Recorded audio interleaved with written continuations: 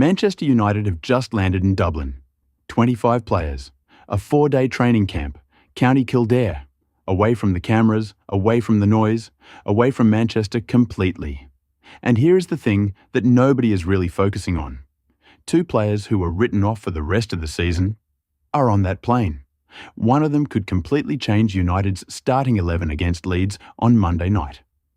And there's one name in that 25-man squad that has been quietly training on the grass at Carrington all week. And if he makes it back before the end of this season, United become a completely different team. We are breaking all of it down right now. Stay with me. First, let's talk about why this camp is even happening. Because this is not a normal thing for a Premier League club to do in April. Manchester United are sitting 3rd in the Premier League, 7 games left, a Champions League spot on the line.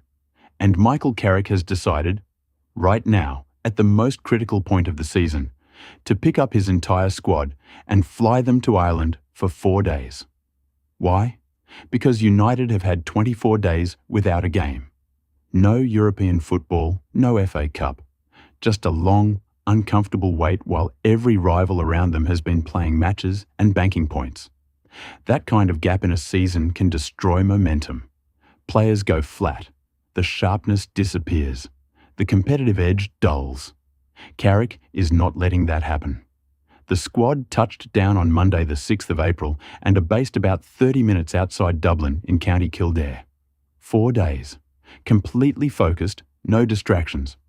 Just preparation for a game that could define their entire season. The mood when they arrived, according to those on the ground, was described as positive, hungry, and unified. And then came the news that changed everything.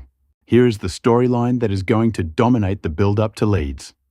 Lisandro Martinez, who has been out since February, has been confirmed as part of the Dublin squad, and not just travelling as a passenger.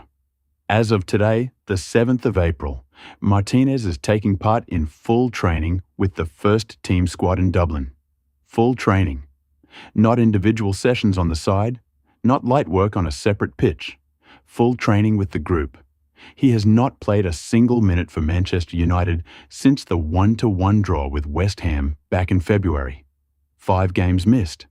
And in every single one of those 5 games, United's defensive structure has looked shakier without him.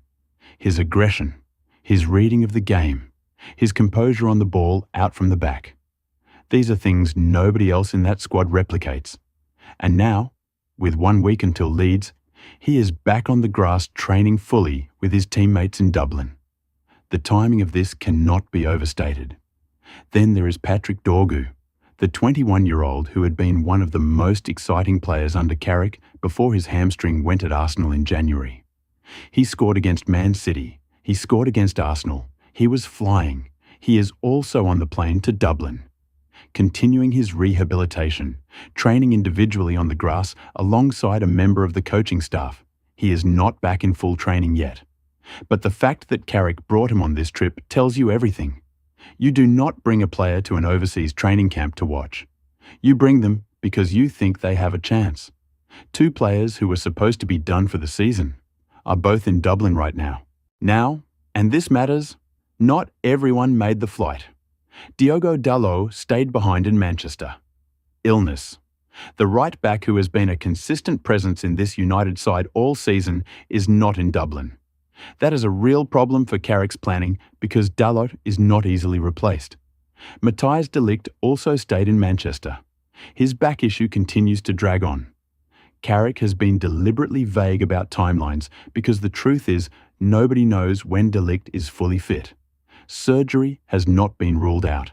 The Dublin camp without him suggests his return before the end of the season is looking less and less likely. Tom Heaton, backup goalkeeper, also stayed behind with illness. So 3 players missing from the camp, 2 of them in defence. Which makes the return of Martinez even more important. Because if Dalot is still struggling next Monday, United's right side could be a real vulnerability against Leeds. And Leeds will have done their homework. So what does 4 days of training in Dublin actually look like for this squad? Day 1, Monday, was travel and settling in. But make no mistake, even day 1 was purposeful. The session on arrival was light but sharp, getting the legs moving after the international break, shaking off the rust, getting back into the competitive mindset. Day 2, Tuesday, is where the real work begins. This is the tactical day. Carrick and his coaching staff, Jonathan Woodgate and Johnny Evans working with the defenders, Travis Binion with the attackers, will be drilling the specific game plan for Leeds. How Leeds set up, where their weaknesses are, how to break down a team that has drawn 5 of their last 6 away games, how to deal with their direct, physical style without giving them set-piece opportunities.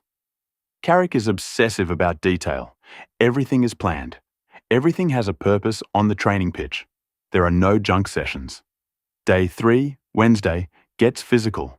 High intensity, sharp finishing drills. Combination play between Sesko, Mbeumo and Cunha in the attacking third.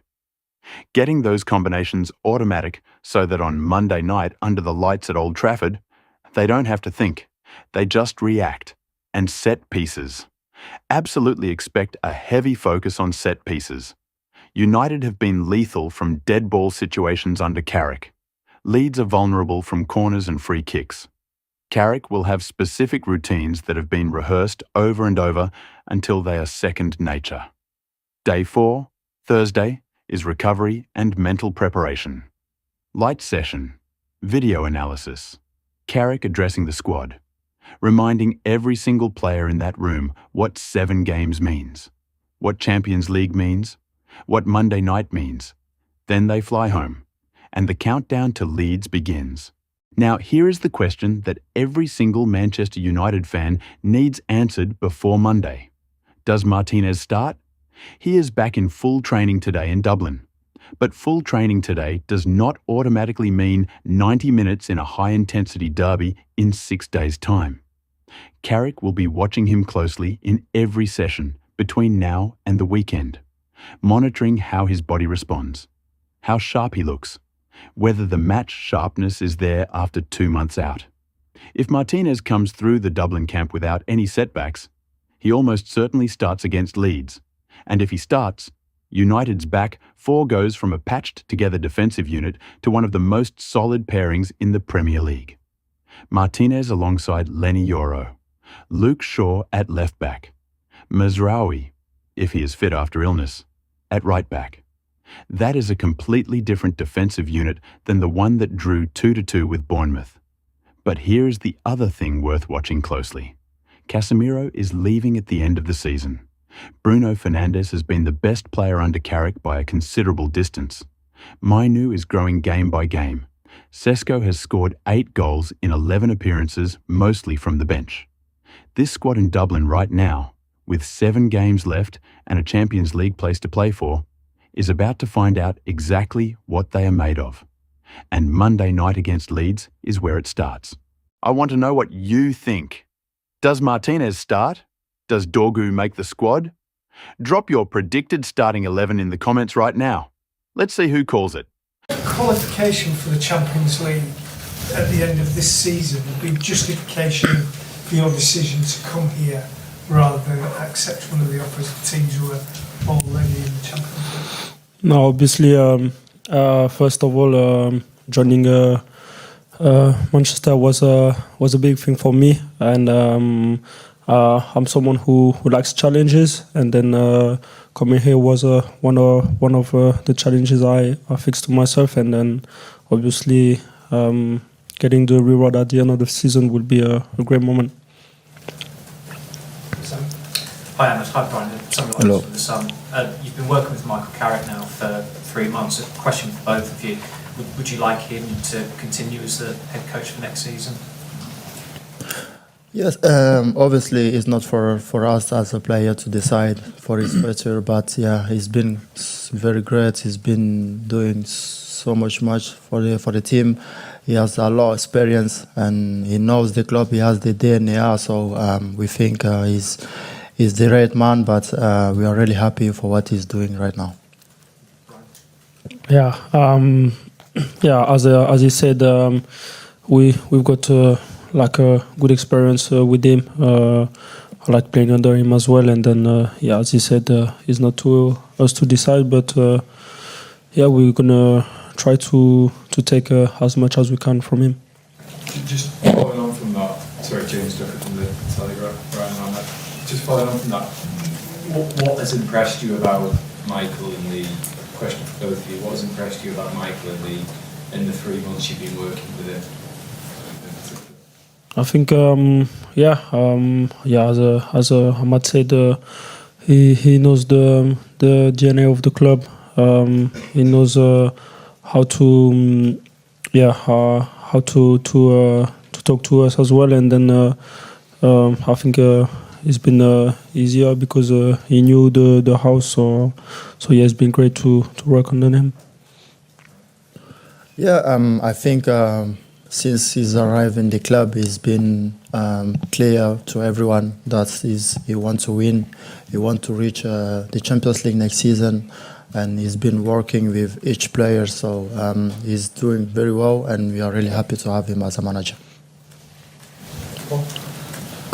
Words from Times. Hello. Ahmad, you knew Michael from before when he was at United with Ollie. What can you think back to that time and how much he kind of helped you settle in? Yeah, I was young in that time with no experience, but yeah, he was there to help me. He was there to give me advice. So I was playing a lot of the game with under 23. I remember I met him when he was in Middlesbrough and I was in Sunderland. So I know him since a long time ago. He's been doing so much for me, and yeah, I'm so happy to have him as a manager, honestly.